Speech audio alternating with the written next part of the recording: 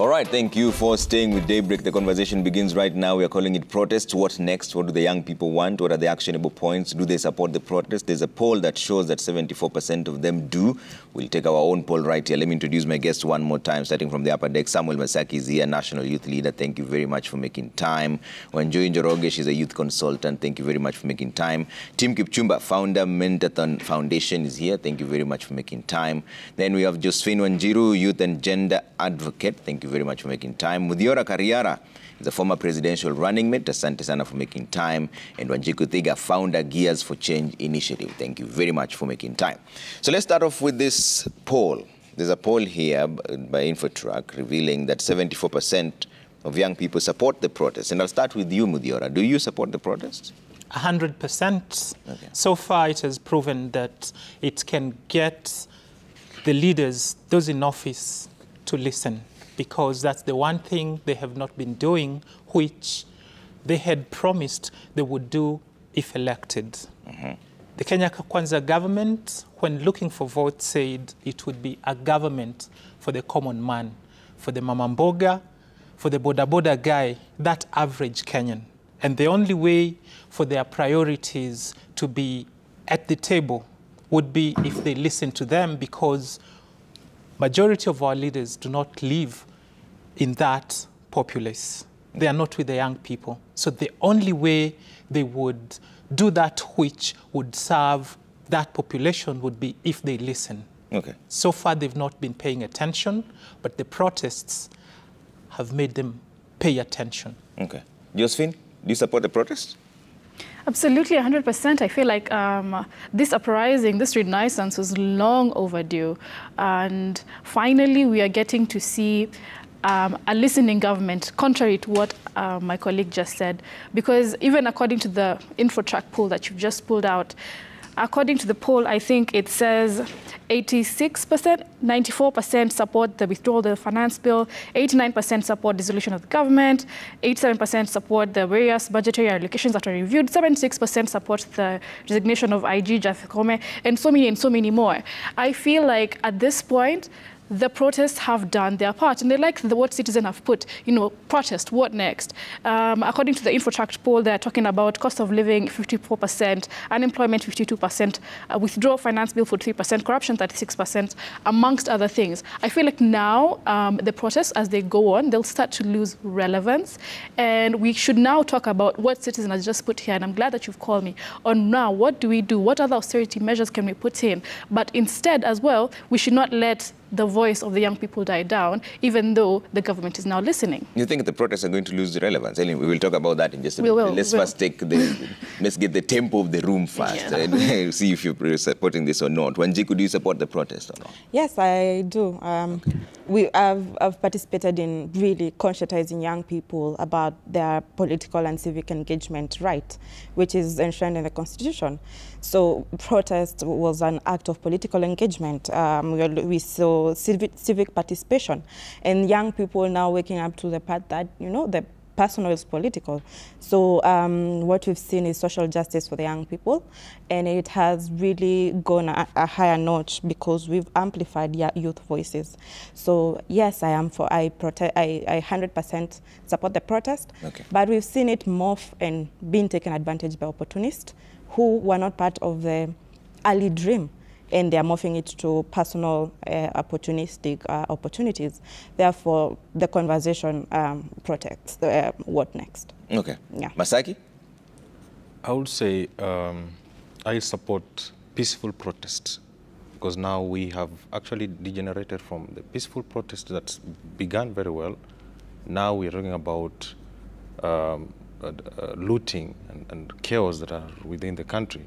So I support peaceful protest, and I think that should be the conversation going forward, that now the government has agreed to listen to the demands of young people. Then what are some of the other austerity measures that we can be able now put conditions on the table, including what the government had already laid out in terms of the multi-sectoral forum that was there, so that we have now to engage the government on the issues that are already been laid out, so that we do not plunge the country into turmoil or into anarchy, because we have realized that there are elements which have taken advantage of this process or this peaceful protest, and they're now causing chaos in the whole country. So I support that we have a peaceful, because it's already in the Constitution. Article 37 of the Constitution makes very clear pronouncements that we need to have peaceful picketing that can be able now to put all the agenda that the young people are already laying out. Yes. Okay. Wanjoy? First, I would want to send my sincere condolences to all the people, to all the families that have lost dear ones to the protest due to police brutality. Second, I 101% support the protest. I have to sincerely thank the Gen Z because they unleashed in us, they reminded us of who we are as Kenyans. I would say many of us had given up on hope, on our country. We had given up hope, we had lost hope.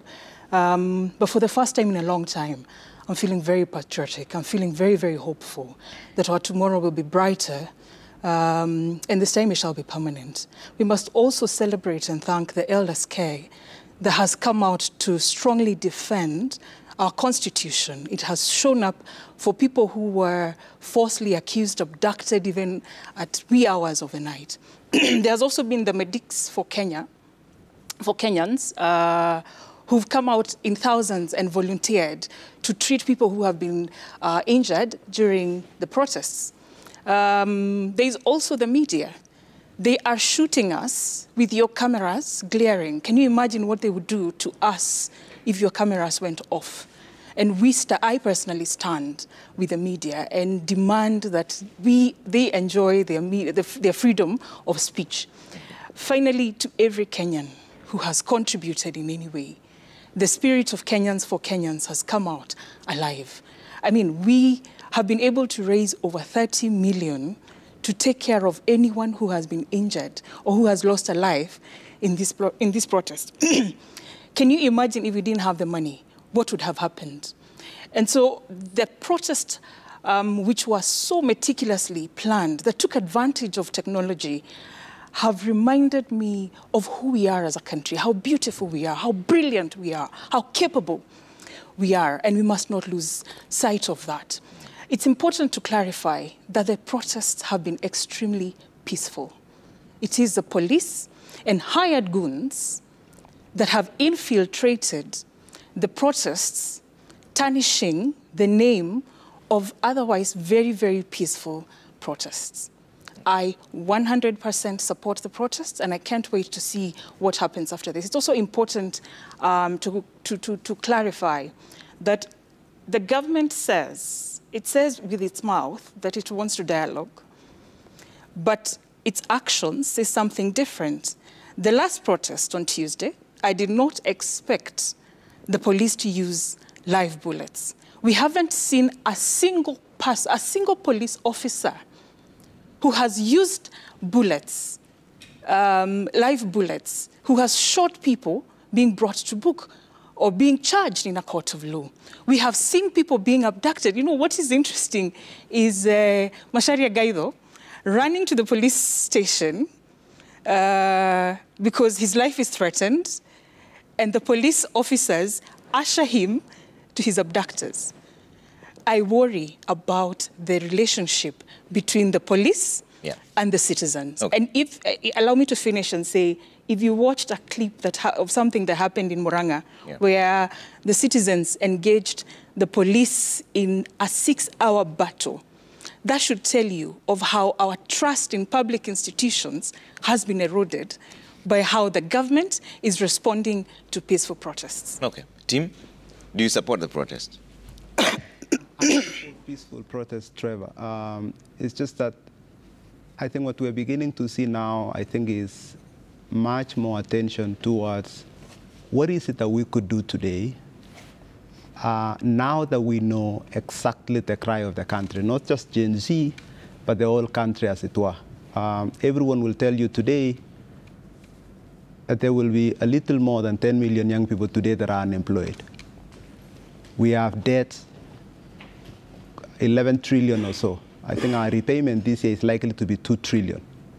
If we collect just about 2.4 to 2.8 trillion, and we pay government salaries around 1.6 trillion, we have a massive shortfall. So I think the attention should now be, should protests, peaceful protests continue? I think they should continue. It's every Kenyan's right to protest. And what young people are protesting for, or more broadly, Kenyans are protesting against, I think is largely some of the challenges that have been with us for the last 60 years. And I think who we are our past. We are the decisions we've made in the past. But what we could become tomorrow is what we can decide to be today. So I think that this is really, really an exciting time to now really speak to the fundamental issues that are bringing about all these widespread protests, whether they're from young people, whether they are from all Kenyans of any cadre, as it were. And I think that that's the reason why this conversation is exciting. I think we need to get back now to what is it we can do to create opportunity for young people? What can we do to pay down our debt if we need to pay? What is it that we can do to ask for transparency for public spend? Should we be cutting public service? What is it that we could be doing today? How can we encourage enterprise? I run a company today. We employ just under 100 young people. But then just before COVID, we were about 200, which means that over time, the cost of money has gone up, cost of production has gone up. It hasn't been possible for the economy to expand, so it hasn't been possible for us to employ more young people. What is it that we could do today to make sure that Kenya can be competitive? Last year, we sent a team of young Kenyans to Mauritania, 25 of them to install solar plant in Mauritania. It's probably the largest in that side of the region. We ended up hiring 100 Mauritanians, but we had to send 25 Kenyans to seed that group. Could Kenyan companies become competitive so that we can get more talent leaving Kenya to do renewable energy around Africa? I think that's really more fundamental, because I think every Kenyan has pain. We've seen multiple ways in which people are, even if they are not protesting on the street, they are saying, oh my goodness, the cost of living is very high. But what is it now that we can do? Private sector, media, entrepreneurs, young people, what is it that we can do from today? I think that's the most important part of the conversation. Okay, and that is the part of the conversation we're having. And Muthiora, you want to jump in on this before I begin this one? Yes. There are two panelists today who seem a little reserved about expressing their support for the protests. They are trying to qualify, to conditionalize how the protests should be. That they're talking about, I support peaceful protests. Isn't that what is in the Constitution? That's what is required by the Constitution. But then I want to encourage them not to be afraid to support that which is already enshrined in the Constitution. It's not fair to require of the protesters to maintain security. That is the responsibility of the state. Yep. So if the protests turn violent, that's not the responsibility of the protesters today. The protests we've had do not have a leader. The movement has said they are leaderless, they are tribeless, they are partyless. So, unlike before where we had organizers, this time round, the police cannot pinpoint a particular person. We only have individuals who are providing a platform for Kenyans to engage. So it's not fair to require the protesters to maintain security. They come out with their phones, with their national flags, and loaded with patriotism. And then we know who controls the instruments and tools of violence in this country. Those are the people who need to be charged for whatever chaos we've seen so far. Okay. So just come out boldly and talk about the positive things that these protests have given us. Okay. But Josephine, you're saying that these protests are going to lose relevance. Why? Yeah, first of all, just to talk about what my colleague just said, I think he is absolutely right in saying that it is the police who should provide security. But even Wanjui, if I'm right, yes, you talked about the fact that opportunists have come into the protests and taken goons and hired goons and police officers and what have you. We have seen a lot on television, on social media about that, and goons taking over. Now the business section of our community is feeling threatened and what have you. But I saw the acting IG specifically say that the fact that this is leaderless is making it difficult for them to, provide security to the actual peaceful protesters. It's even now in Kakamega, so it's not even in the hands of the protesters to take the batons from the goons and now you see take control and make it as peaceful as possible. You see, when you're having a demonstration, I'll call it a demonstration because those are the words that are used in the Constitution and not protesting. When you're having a demonstration and a picket and it's peaceful, there are usually security laws that you should follow, and you should get some letters from the police just to make sure you have that security. Now, the fact that it's leaderless and on top of that, there are opportunists on top of this, this is what it's making it hard to protect these demonstrators that are on the streets. Okay, that was my point on what you have just said. Secondly, I think you'll have your right to reply. I've just seen in Elgeyo Marakwet, the governor just came out and told the Gen Zs and let me not call them Gen Zs, the demonstrators, saying that, okay, we are listening just to ensure continuous business and, to ensure that this thing does not lose relevance, don't go back to the streets. We also saw, I like putting things into perspective because, I'm a young person, I'm speaking to young people as well. And I don't like using big, opulent words. So let me just talk about this in this perspective. See, I know, Trevor, you're a parent. Congratulations, by the way. I have a 3-year-old sister. When my sister and I go to the supermarket and she thinks I'm a money bank, she asks me for a bike today. And then she's crying, she's all over the floor, and I get her the bike. Then she goes to school and maybe sees a boy with a blue bike. I got her a pink bike. Then she comes back to the supermarket and she cries for a blue bike. So you as a parent or me as a guardian, I need to know what she requires, what she needs, what she should have, what she should not have, and what is just pure tantrums. So as the demonstration started, they were largely a call for accountability and for the finance bill and what have you. And that is something the government should have given us from the word go. It should have been there. But then as you go and you're given this bike, you're given this blue bike, you're given this pink bike, and we're still crying and crying for more, we'll start losing relevance. According to the 48 laws of power, there are 5 I'd like to highlight. Number 1, so much depends on your reputation. Guard it with your life. That's rule number 5. Number 2, win through actions, never arguments. Number 29, plan all the way to the end, which we shall talk about when you're talking about protesters. What next? Number 38, master the art of timing. And number 45, preach for the need of change, but never reform too much at once. So as number 5, so much depends on your reputation, guard it. First of all, you know that our reputation is now getting ruined. That's the point I wanted to say. Because goons have infiltrated our movement.